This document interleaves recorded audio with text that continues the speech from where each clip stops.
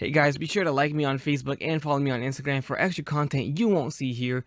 Click the links in the description below. Hey, what's up guys, ERA94 back again with another action figure review. This time around we're going to take a look at the Bandai Tamashii Nations SH Figuarts CHEWBACCA from Solo: A Star Wars Story. Alright, and just like the Minbon Stormtrooper, we have a yellow and black design for the box or color scheme because of the logo of Solo: A Star Wars Stories, of course, and it's the background yellow that makes it kind of, look so different and nice in the box.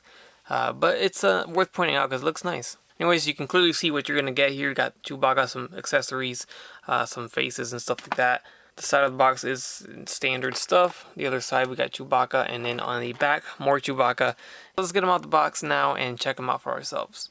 Alright, and we finally got CHEWBACCA out of the box. This is for the most part 90% or 80% the same figure that we've gotten before from the original trilogy version, the regular release of CHEWBACCA for Figuarts. And as we know, or if you don't know, that release is sold out, and I think the price has gone up since. So this might be an alternative CHEWBACCA for you if you don't want to pay up the prices for that older CHEWBACCA now, because for the most part, like I said, 85% the same. Just a few subtle details are different because of course we gotta get him looking like the Solo: A Star Wars Story version. So what we got here is pretty much the same sculpt body wise. The body sculpt is exactly the same from the chest down.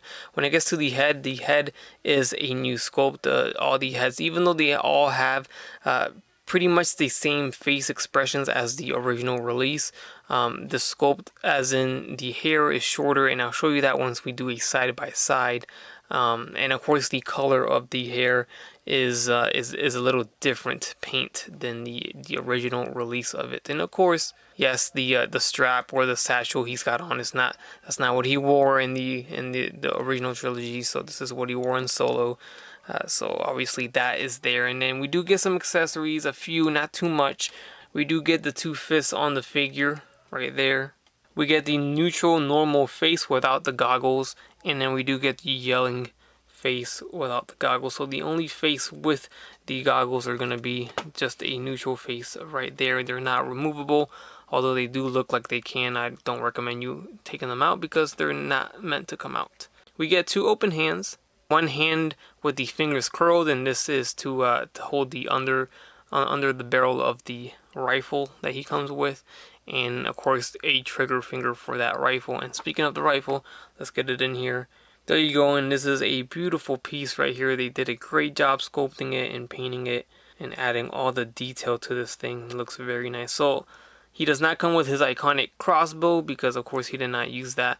Alright, here's your up close look at CHEWBACCA. You can see the eyes too. There's transparent, if you guys can pick that up. Very hard through the camera, but you can see it in person. The new harness or satchel we get in this movie. Good detail on there with the canisters and nicely painted too. Do like that.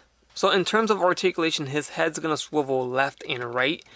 Of course we get some hindering in there, but for the most part it does swivel fairly okay for what we're given, sculpt wise.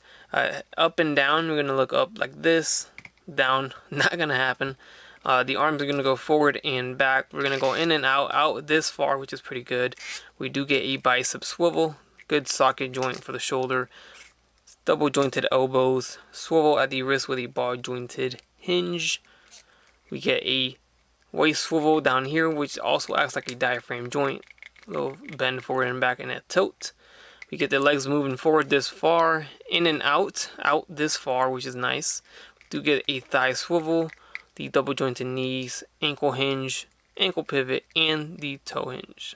Alrighty, and here is the comparison. We got him next to the original trilogy CHEWBACCA, and there you can see the subtle color differences. It's a little bit lighter tone in brown for the Solo: A Star Wars Story, a little bit darker over at the original trilogy one on the right side. We do get the crossbow, of course. And then look over to the head, which I did mention. The hair seems to be shorter on the Solo: A Star Wars Story, and it's significantly longer on the original trilogy. So I guess this shows that he was a little younger and his hair was a little shorter in Solo: A Star Wars Story, and of course over time it grew a little longer, so we do get the growth in hair, which is pretty cool. I didn't even realize that in the movie, that was a thing in the movie, but they did show it off in the figures here, so that's pretty cool to see. Just a little closer look at them next to each other. And we'll get him next to the Minbon Stormtrooper from also Solo: A Star Wars Story. Did review this one. Go ahead and check it out if you have not done so already. Another cool little Stormtrooper. But there is the size of him just getting dwarfed by Chewbacca. Here's the first release Darth Vader with the unmasked head on. And of course we gotta get him next to Han Solo. Yeah, this is the older Han Solo from the original trilogy and not the new actor from Solo: A Star Wars Story. Alright, that's gonna do it from a review of the Bandai Tamashii Nations SH Figuarts Solo: A Star Wars Story Chewbacca. Not necessarily a must-have, especially if you do have the original one. I think most people will be pretty happy with that one. Seeing that they're essentially the same figure with just a few differences to make him the Solo: A Star Wars Stories version, and that's it. So if you guys didn't care about this younger version of Chewbacca with shorter hair, then I don't think it's that big of a deal to pick him up. But if you do want the goggles, you're a big fan and you gotta have them all, then go ahead and do your thing and pick them up. So, hope you guys enjoyed this review. Leave a like if you did, leave a comment, subscribe if you have not done so already, and as always guys, may the Force be with you.